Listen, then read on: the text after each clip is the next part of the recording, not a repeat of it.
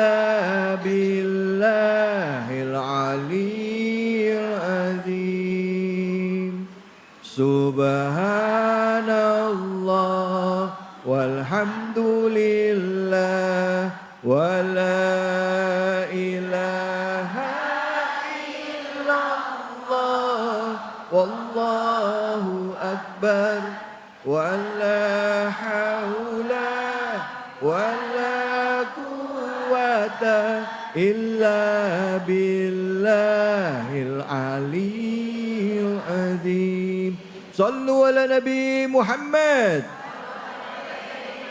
Alhamdulillah kita sudah membahas banyak dari surah Fussilat bicara mengenai kebohongan yang sebenarnya tidak hanya merugikan diri sendiri. Banyak di dalam kisah ya, asbab kebohongan bisa menyebabkan hancurnya sebuah peradaban atau berperangnya antara satu kaum dengan kaum yang lain karena demi kepentingan sendiri merusak dan juga menghancurkan dan mengambil kepentingan umum yang banyak.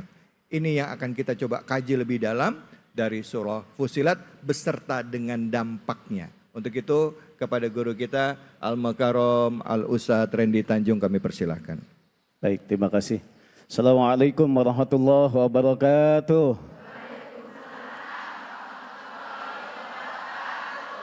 Baik Ibu, para pemirsa Cahaya Hati Indonesia iNews TV, mari kita lanjutkan kajian kita surat Fussilat ayat 22 sampai 23. Di dalam kehidupan kita, kita harus bersyukur kepada Allah Subhanahu wa taala ketika aib kita disembunyikan oleh Allah Subhanahu wa taala. Betul? Kita bisa saat sekarang ini memandang satu dengan yang lainnya, bisa komunikasi satu dengan yang lainnya secara baik, secara tenang, lantaran satu yaitu aib kita disembunyikan oleh Allah Subhanahu wa taala.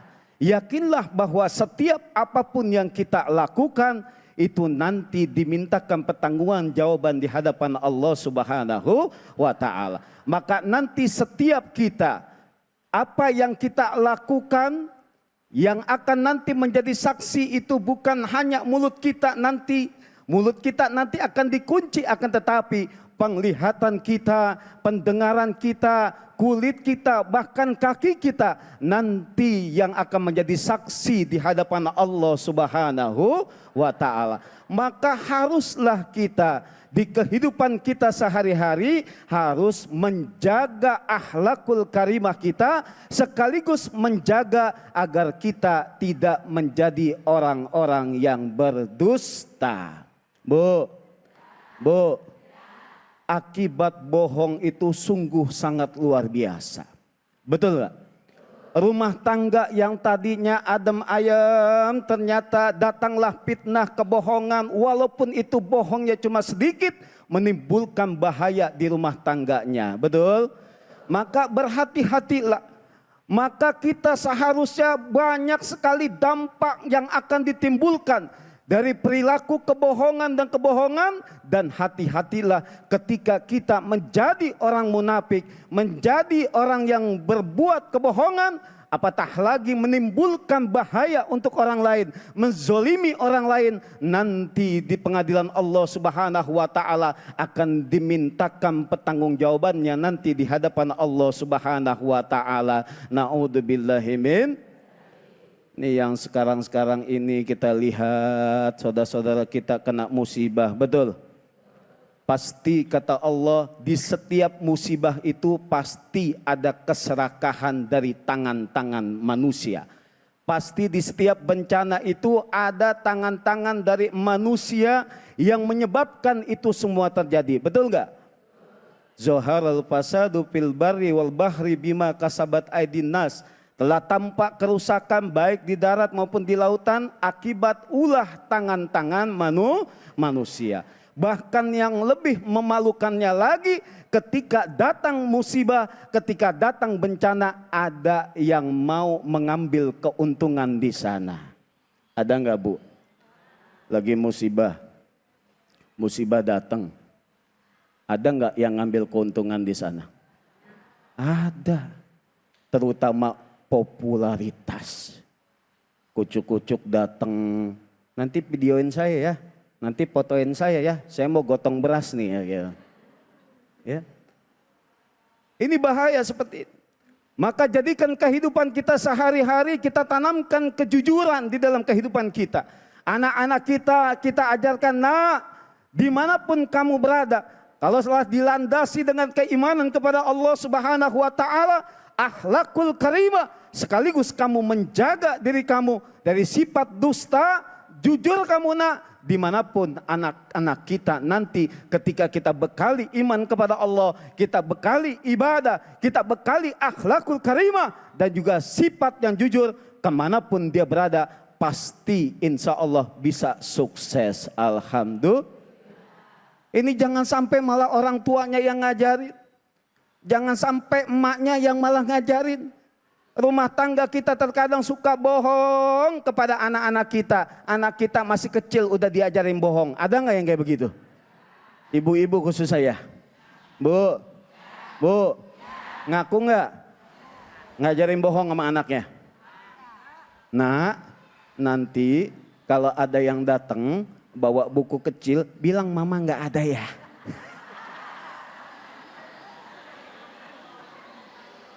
Anaknya memang anaknya jujur, anaknya baik, anaknya polos. Datang tamu, assalamualaikum, ya kan? Nak, itu ada tamu. Jawab sama anaknya, waalaikumsalam, dibukakan pintunya. Anaknya ingat, wah ada yang megang pulpen sama buku kecil. Gitu. Nak, mamanya ada. Oh iya, tadi kata mama kagak ada. Nah ini hal sepele menurut kita, tapi kita telah mendidik anak kita untuk berbuat kebohongan. Jangan sampai anak kita itu bagaimana ketika itu bisa meniru. Anak kita itu lebih cepat yang namanya mendengar sekaligus anak kita lebih cepat untuk menirunya. Maka seorang ibu menjadi guru yang terbaik yang pertama di rumah tangganya. Ajarkan anak-anak kita bisa beribadah dengan baik. Berikan contoh kepada anak-anak kita masalah akhlakul karimah dan juga kejujuran. Dimanapun ia berada, selagi kejujuran ini dijunjung tinggi olehnya, pasti akan ada keberkahan dan kesuksesan untuknya di masa yang akan datang. Tapi kalau seandainya sudah ada mental-mental pembohong, sudah ada mental-mental dusta di hadapan anak kita, bahkan orang tuanya sudah mulai menjadi pembohong, maka dari itu semua kehancuran-kehancuran yang akan diraihnya. Berapa banyak kasus-kasus yang ada, berapa banyak ketika zaman Nabi ketika itu Allah telah memberikan contoh yang begitu sangat luar biasa. Mereka yang berdusta, mereka yang munafik, mereka yang tidak mengejarkan amal ma'ruf nahi mungkar, Allah binasakan ketika itu lantaran kedustaannya, tidak mau beriman kepada Allah Subhanahu wa Ta'ala. Mudah-mudahan kita semua diberikan hidayah oleh Allah Subhanahu wa Ta'ala. Amin ya rabbal alamin. Terima kasih Bu. Bu, ada yang kayak begitu ada? Mana orangnya? Nah, kalau ada yang datang, bilang ibu nggak ada. Nah, Allah ya Rabbi. Kadang-kala kita suka lupa ya ngajarin anak bohong atau anak ngeliat kita ngebohong ya sama orang, anak ngedenger. Anak tuh biar kata lagi main juga kupingnya mah nyala terus itu ya. Dengerin, oh mak gue udah bohong, bapak saya bohong. Baik, siapa yang mau nanya angkat tangannya? Silakan. Silakan, baik, silakan Ibu. Nama dan pertanyaannya. Silakan berdiri, Bu. Baik. Assalamualaikum warahmatullahi wabarakatuh. Waalaikumsalam warahmatullahi wabarakatuh. Pak Ustadz, nama saya Ibu Ella. Izin bertanya, kalau di zaman sekarang orang suka berbuat dosa privat, Pak Ustadz. Contohnya misalnya nonton sesuatu yang Allah haramkan, kemudian ada penipuan online gitu. Mereka melakukannya dengan rasa aman tanpa takut kepada manusia. Lalu bagaimana cara kita menghindari itu? Terima kasih atas jawabannya Pak Ustadz. Assalamualaikum warahmatullahi wabarakatuh. Waalaikumsalam. Maksudnya menghindari itu kita menghindari terhadap orang itu atau kita menghindari perilaku itu? Perilaku itu. Oke, baik. Ya, terima kasih banyak Ibu. Ya, silakan Ustaz. Baik, terima kasih Ibu atas pertanyaannya. Pertanyaan yang bagus ya. Bagaimana kita menghindari dosa-dosa privat, Ibu? Dosa privat itu dosa yang secara rahasia itu, privat namanya ya.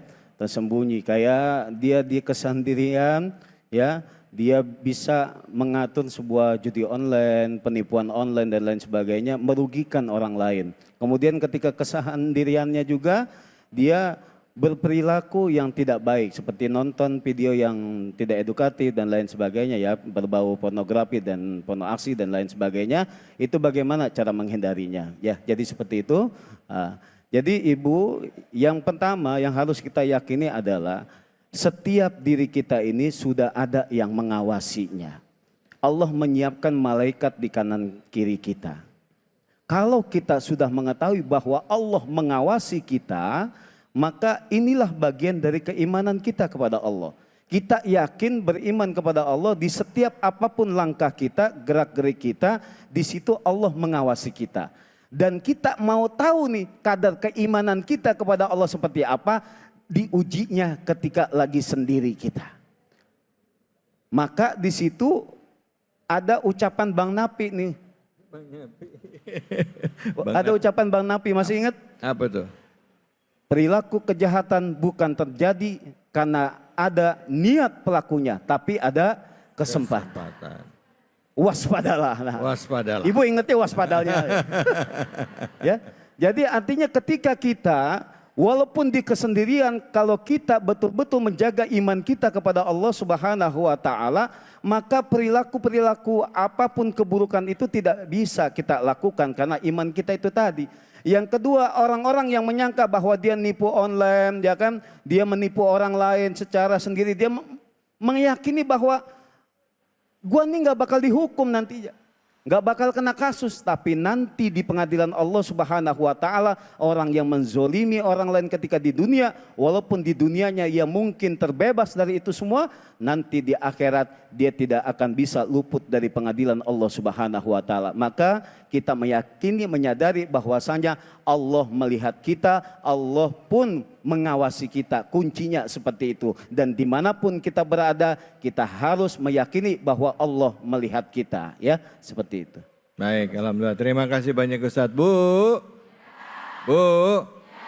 kemanapun kita berada ada Allah. Allah mengawasi kita, makanya selalu isi diri kita zikir la ilaha illallah supaya kita eling, supaya kita sadar. Ya, pada saat sibuk urusan dunia, setan itu membisikkan segala sesuatu, tapi begitu kita ingat la ilaha illallah, nggak ada Tuhan selain Allah, Allah ngawasin kita. Jadi langsung berhenti deh tuh, langsung baca a'udzubillahi minasyaitonirrajim. Jangan kemana-mana, kita akan lanjut lagi tentunya hanya di sini di Cahaya Hati Indonesia.